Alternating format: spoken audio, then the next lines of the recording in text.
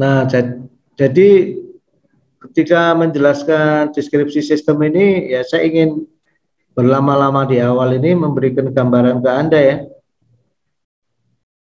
Loh, apa yang ada di mata kuliah sinyal sistem itu sebetulnya aplikasinya luas sekali. Jadi sebaiknya cakrawala berpikir kita perlebar ya. Pertama, dia bukan hanya sistem elektrik, tapi juga berbagai sistem fisik. Yang kedua, bukan hanya sistem fisik, tapi juga biological system dan lain-lain ya. Kalau kita hanya membatasi ini hanya untuk sistem-sistem elektronik, ya rugi ya. Apalagi state of the art teknologi sekarang itu pengendalinya hampir semuanya adalah komputer ya, dalam ranah sinyal diskret digital,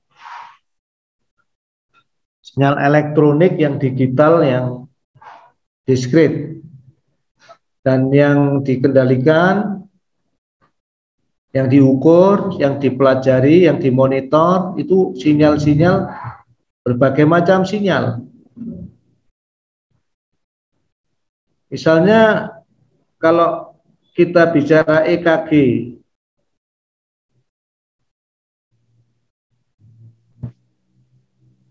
ya, atau bahasa Inggrisnya ECG ya, elektrokardiograf, itu mengubah berbagai macam sinyal-sinyal yang ada di jantung kita itu jadi sinyal elektrik. Dari pengukuran EKG itu nanti ditafsirkanlah oleh para dokter ya, jantung kita itu normal atau berpotensi didiagnosis ada penyakit tertentu. Nah, kalau Anda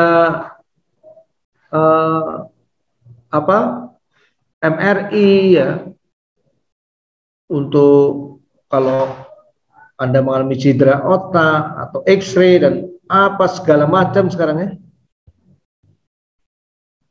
peralatan-peralatan canggih di dunia kedokteran itu juga semua mengandung konversi dari sinyal listrik ke sinyal non listrik dan sebaliknya.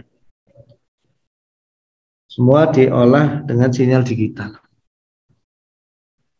Di setiap tempat seperti itu, mata kuliah sinyal dan sistemnya ini sebetulnya berlaku.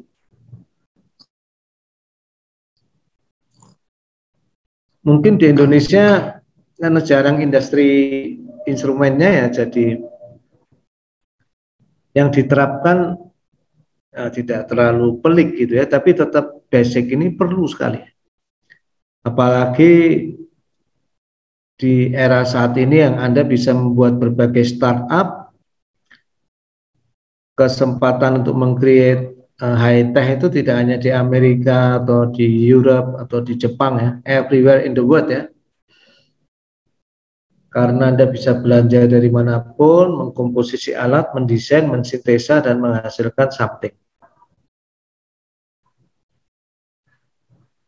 Ya, kabarnya ada seorang yang otodidak ya, teknisi bengkel, bisa belajar dari bahan-bahan online sampai bisa membuat helikopter dan real bisa terbang ya di Indonesia ya. Dan banyak cerita-cerita lain. Kuliah signal system ini kesannya sangat matematis dan memang betul. Tapi di sisi lain kita ingin membuat ilmu ini lebih bisa dirasakan manfaatnya untuk Anda ya.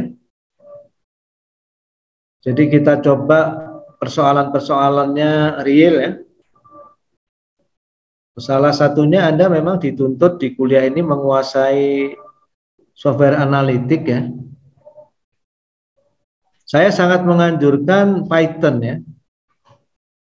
sekalian Anda belajar ya, karena Python itu masih top rank sekarang untuk analitik dan dia itu open source ya. Kalau di buku yang kita pakai ini menggunakan MATLAB. MATLAB ini jarang banget digunakan di industri sekarang ya, karena mahal. Tapi saya tidak membatasi Python ya untuk kuliah kita ini, terserah ya. Anda pakai apa saja boleh, R juga boleh, pakai yang lain kalau ada juga boleh. Mau pakai Excel kalau mau dipaksakan ya silahkan ya. Mungkin ada yang bisa buat model sinyal sistem dengan menggunakan Excel, silahkan. Ya, tapi ya sebaiknya sebetulnya yang code base ya.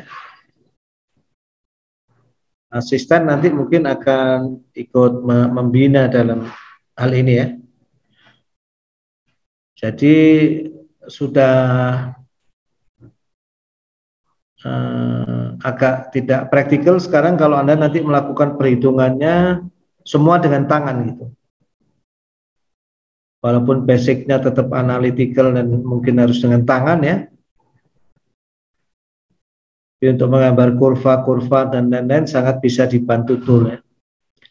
Yang kedua, data signal yang kita gunakan ini real signal juga.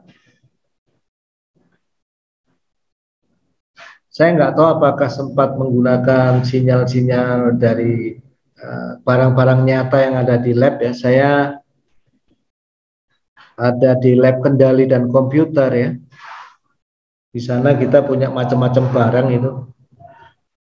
Kayak column batch distillation skala lab ya, yang kita kalau nggak salah disumbang oleh Honeywell. Nah, di sana mahasiswa-mahasiswa kita ngoprek ya, sistem nyata begitu, di mana komputer, distributed computer system dengan kalau nggak salah language-nya SILEC ya, digunakan untuk mengontrol